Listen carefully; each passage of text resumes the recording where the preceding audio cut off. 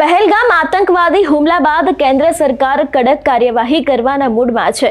પ્રથમ પગલા તરીકે સરકારે પાકિસ્તાનની નાગરિકોને દેશ છોડવાનો આદેશ આપ્યો છે. સરકારે સાર્ક હેઠળ પાકિસ્તાનની નાગરિકોને આપવામાં આવતી તમામ વિઝા મુક્તિ રદ કરવાનો નિર્ણય પણ લીધો છે. આ કઠિન નિર્ણય પછી પાકિસ્તાની નાગરિક સીમા હૈદર વિશે ફરી ચર્ચા શરૂ થઈ ગઈ છે અને સવાલ એ જ ઊભો થઈ રહ્યો છે કે શું સીમા હૈદરને પણ પાકિસ્તાન પાછું જવું પડશે? શું સચિન અને સીમાની પ્રેમ કહાનીનો અંત આવવાનો સમય આવી ગયો છે? આ દરેક સવાલો વિશે જ આજના આ વિડીયોમાં વાત કરીશું. નમસ્કાર, હું હંસિની અને તમે જોઈ રહ્યા છો નિર્ભય ન્યૂઝ. ભારતીય નાગરિક સચિન મીણા સાથે પ્રેમમાં પડેલી સીમા હૈદર દુબઈ અને નેપાળ થઈને ભારત આવી અને લગ્ન કર્યા પછી અહીં સ્થાયી થઈ. તે સમયે સીમા હૈદરને લઈને ઘણો હોબાળો થયો હતો.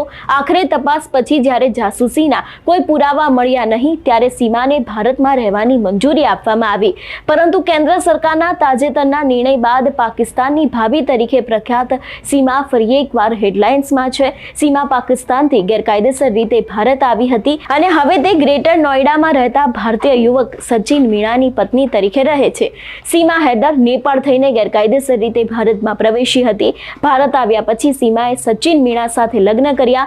બંનેની મુલાકાત પબજી ગેમ દ્વારા થઈ હતી અને ધીમે ધીમે આ જ સંબંધ પ્રેમમાં ફેરવાઈ ગયો. સીમા અત્યારે હાલ સચિન સાથે રહે છે. તેમને એક બાળક પણ છે જેનો જન્મ ભારતમાં થયો છે. નિષ્ણાંતોના મતે આ મામલો ખૂબ જ જટિલ છે. સૌપ્રથમ સરકારે તે પાકિસ્તાનની નાગરિકોના વિઝા રદ કર્યા છે જેઓ ભારતમાં કાયદેસર રહેતા હતા, જ્યારે સીમા હૈદર વિઝા વિના ગેરકાયદેસર રીતે ભારતમાં પ્રવેશ્યા છે. તેથી આ હુકમ તેને સીધો જ લાગુ પડતો નથી.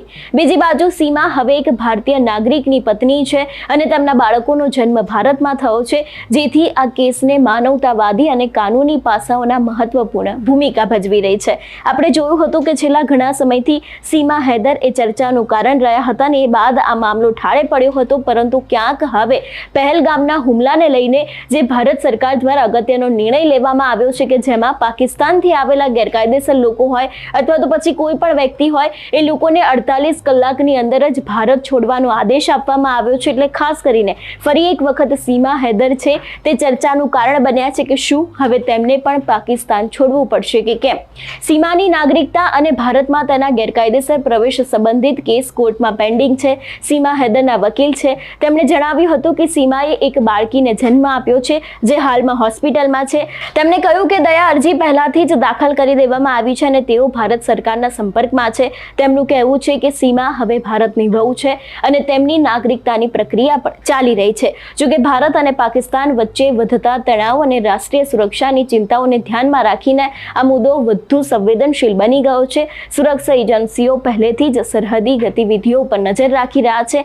અંતિમ નિર્ણય કોર્ટના નિર્ણય અને સરકારની નીતિઓ પર આધાર રહેશે. હાલમાં સીમા હૈદરના કિસ્સામાં કેન્દ્ર સરકાર તરફથી કોઈ જ સ્પષ્ટ નિવેદન આપવામાં આવ્યું નથી, પરંતુ એ સ્પષ્ટ છે કે આગામી દિવસોમાં આ મામલો વધુ ગરમાઈ શકે છે અને તેની દિશા કોર્ટના નિર્ણય દ્વારા નક્કી કરવામાં આવશે. એટલે ખાસ કરીને હવે કદાચ સીમા હૈદરને પાકિસ્તાનથી આવેલા જે ગેરકાયદેસર સીમા હૈદર છે તેમને ભારત છોડવું પડશે કે કેમ, તે પણ એક અગત્યનો સવાલ છે. તેની સાથે આ જ કેસને લઈને હવે વકીલ અને ભારત સરકાર શું પોતાનો નિર્ણય આપે છે તેના આધારે જ આ સમગ્ર કેસ છે તે પણ હવે આગળ વધી શકે છે.